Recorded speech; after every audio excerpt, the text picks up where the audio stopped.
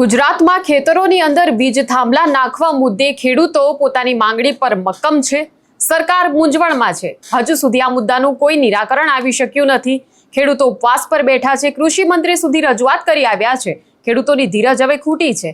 એવામાં બીજી તરફ આ ખેડૂતોના તારણહાર બનવા માટે કોંગ્રેસ અને આમ આદમી પાર્ટીની વચ્ચે હોડ જામી ગઈ છે। ત્યારે ખેડૂતો કોના તરફી છે તેની વાત કરીશું આ વિડીયોમાં। નમસ્કાર, નિર્ભય ન્યૂઝમાં આપની સાથે હું મયુરી। તો ગુજરાતમાં ખેડૂતોનો મુદ્દો એ ખૂબ જ ગંભીર મુદ્દો ગણાય છે અને ખાસ કરીને જ ખેડૂતોની જ્યારે સમસ્યાઓ હોય ત્યારે સત્તા પક્ષ સામે જ્યારે સવાલો ઉઠાવવાના હોય ત્યારે વિપક્ષના દરેક નેતાને ખેડૂતોના નામ પર પોતાના રાજકીય રોટલા શેકવા હોય છે। હાલમાં જ્યારે ખેતરોની અંદર બીજ થાંભલા નાખવાનો આ મુદ્દો ખૂબ જ ચર્ચામાં છે અને ખેડૂતો પોતાની રીતે લડત આપી રહ્યા છે, ત્યારે આ મુદ્દે આમ આદમી પાર્ટીના નેતાઓ અને કોંગ્રેસના નેતાઓ સક્રિય તો થયા છે, પરંતુ હવે ક્યાંક એવી સ્થિતિ જોવા મળી રહી છે કે ખેડૂતો એ બસ બહાનું બનીને રહી ગયા છે અને ખેડૂતોને આગળ ધરીને કઈ રીતે આ મુદ્દે આવનારી વિધાનસભા ચૂંટણીઓને લઈને ખેડૂતોને આકર્ષી શકાય, ખેડૂત એક મજબૂત વોટ બેંક છે આ દેશની, અને કઈ રીતે ખેડૂતોને નડતી સમસ્યાઓને લઈને ક્યાંક લાઇમલાઇટ મળી જાય, એના માટે આમ આદમી પાર્ટી અને કોંગ્રેસ બંને પક્ષના નેતાઓ તલપાપડ થઈ રહ્યા છે। ગાંધીનગર કૂચ કરવાના નામે નીકળેલી ટ્રેક્ટર રેલી જે રીતે ઓગણજમાં જ સમેટાઈ ગઈ હતી, એ વાતને લઈને આમ આદમી પાર્ટી અને કોંગ્રેસના નેતાઓએ પ્રેસ કોન્ફરન્સ કરીને સામસામે આક્ષેપ પ્રત્યાક્ષેપો કર્યા હતા। એના પછી હવે આ બંને પક્ષો ફરીવાર આમને સામને આવી ગયા છે।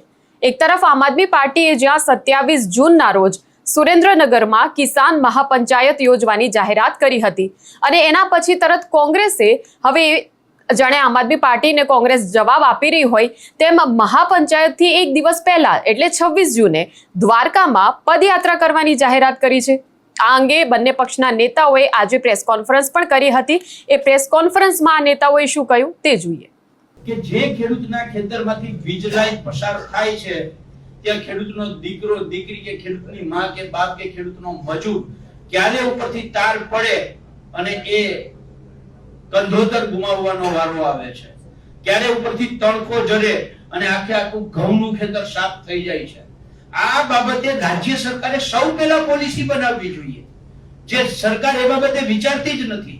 એટલે સરકારને અમે કહીએ છીએ કે માત્ર વળતર જ નહીં, વળતર કરતા મહત્વનું છે અમારા જીવનો જોખમ, અમારા પાકનો જોખમ, એટલે એના માટે તમે પોલિસી બનાવો।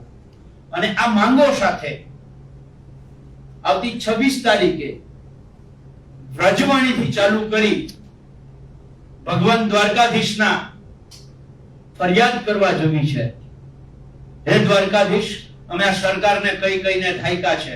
જે રામના નામે જે સરકાર બની છે, ધર્મના નામે જે સરકાર બની છે, એ સરકાર અમે ખેડૂતો રાત્રે સૂતા પહેલા રામનું નામ લઈએ છીએ, સવારે ઉઠીને રામનું નામ લઈએ છીએ, અમે હળ હાંકતા હાંકતા ઠેહ લાગે તોય રામનું નામ લઈએ છીએ। એ જ સરકાર આ ખેડૂતનું સાંભળતી નથી। એટલે હે દ્વારકાધીશ, આ સરકારને સદબુદ્ધિ આપો અને એના માટે ભગવાન દ્વારકાધીશની ધજા વ્રજવાણીથી માથે લઈ અને દ્વારકાધીશને ધજા અર્પણ કરી અને દ્વારકાધીશને સુદામા રૂપી ખેડૂત દ્વારકાધીશના શરણે જઈ અને ફરિયાદ કરવાનું અમે એક ગુજરાત કિસાન કોંગ્રેસ અને સાથે સાથે જે કોઈ સંગઠનો, સંઘર્ષ સમિતિ અને જેને ખેડૂતનું હિત છે એ તમામ લોકો સાથે મળી અને દ્વારકાધીશ જવાના છીએ। ઓકે, શું કહેશો વિક્રમભાઈ? પંચાયત બોલાય છે, સ્વાગત છે। આગામી તારીખ 27 જૂન 2026ના રોજ વઢવાણ તાલુકાના નગરા મુકામે સાંજે 4 કલાકે આમ આદમી પાર્ટીની ખેડૂત મહાપંચાયત બોલાવેલ છે। આ ખેડૂતોને જે છેલ્લા થોડા સમયથી વીજ પોલ બાબતે જે ખાનગી કંપનીઓએ જે દમન કરીને ખેડૂતના ખેતરોમાં ઘૂસીને વળતર ચૂકવ્યા વગર ભાડુતી પોલીસ લઈને જે દમન થઈ રહ્યું છે, એના અનુસંધાને આમ આદમી પાર્ટી ખુલ્લેઆમ આ ખેડૂતો સાથે છે અને અન્યાય માટે, અન્યાય વિરુદ્ધ આમ આદમી પાર્ટી લડે, આગળ વધીને લડશે। એના અનુસંધાને આ મહાપંચાયત બોલાવેલી છે। આ મહાપંચાયતમાં આશરે 5000 ખેડૂતો ની સંખ્યા વઢવાણ તાલુકામાંથી અને આજુબાજુના વિસ્તારમાંથી વધારે એવી અમારી અપેક્ષા છે. આપ સૌ પ્રેસ માધ્યમથી આ ખેડૂતોની લડાઈમાં વધારેમાં વધારે ખેડૂતો જોડાય એના માટે હું આપ સૌને ખેડૂતોને આહવાન કરું છું. જય હિન્દ, જય ભારત. તો જે રીતે તમે જોયું કે કોંગ્રેસ જે છે આ મુદ્દે ખેડૂતો તરફથી જે લડત લડી રહી હતી તે કિસાન સંઘર્ષ સમિતિના નામ હેઠળ લડી રહી છે. બીજી તરફ આમ આદમી પાર્ટીએ તેમના કાર્યક્રમને ખેડૂત મહાપંચાયત એવું નામ આપ્યું છે. કિસાન સંઘર્ષ સમિતિની જે પદયાત્રા છે તેમાં પાલ આંબલિયા, લાલજી દેસાઈ સહિતના તમામ જે ખેડૂત આગેવાનો છે તે પણ હાજર રહેવાના છે. કોંગ્રેસના મોટા નેતાઓ પણ આ પદયાત્રામાં હાજર રહી શકે છે. બીજી તરફ આમ આદમી પાર્ટીની જે કિસાન મહાપંચાયત છે તેમાં ગોપાલ ઇટાલિયા હાજર રહેવાના છે, ઈસુદાન ગઢવી હાજર રહેવાના છે, ચૈતર વસાવા પણ આ કિસાન મહાપંચાયતમાં ઉપસ્થિત રહેવાના છે. જ્યારથી ગુજરાતમાં વીજ થાંભલા નાખવાનો મુદ્દો જે છે આ મુદ્દાને લઈને ખેડૂતો જ્યારે આક્રમક બન્યા ત્યારથી જ કોંગ્રેસ અને આમ આદમી પાર્ટી બંને પક્ષના નેતાઓએ ખેડૂતોના હીરો બનવા માટે કમર કસી હતી.